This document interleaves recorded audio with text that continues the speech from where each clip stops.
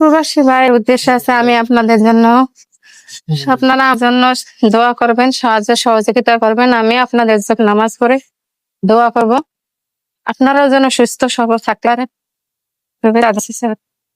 আসসালামু আলাইকুম, আমি ভালো আছি। ভালো আছেন তো? আপনার তো চেহারা দেখে মনে হচ্ছে না ভালো আছেন বোন। আমি অসুস্থ, তো কি হয়েছে আপনার?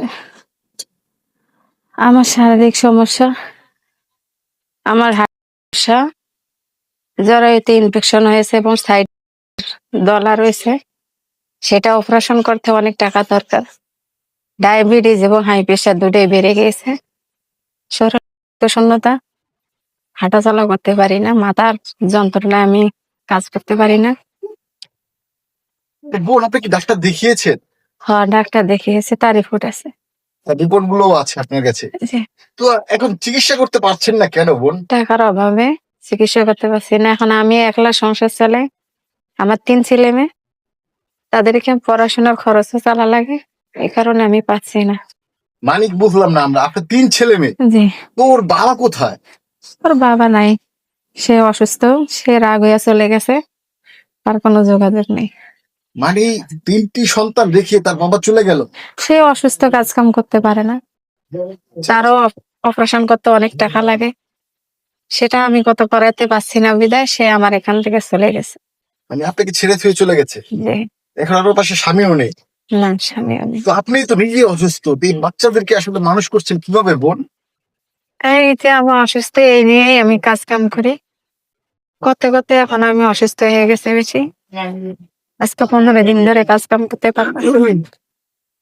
অন্যদিন ধরে কাজ করতে পারেন না? হুম। তো এই যে আমাদের এই ভিডিওটা যারা দেখছে, এই দর্শক যারা আছে দেশে প্রবাসে, তাদের উদ্দেশ্যে আপনার কি বলার আছে বোন?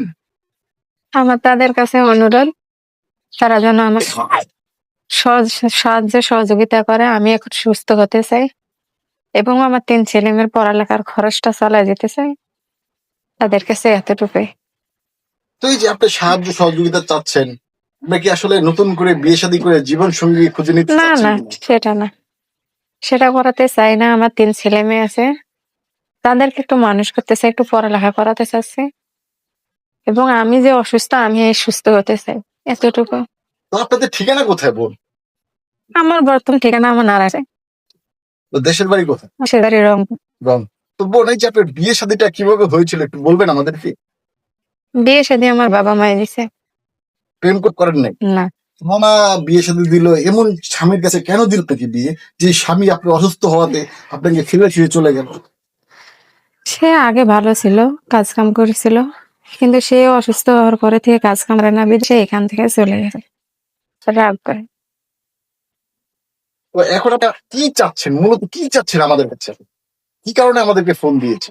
আপনাদের কাছে ফোন দিয়েছি, আমি অসুস্থ, আমি সুস্থ হতে চাই এবং আমার 3 ছেলে মেয়ে আছে, তাদের খরচ সংসারের অনাটন ধরেছে, এই কারণে আপনাদের কাছে সাহায্য সহযোগিতা চাচ্ছি।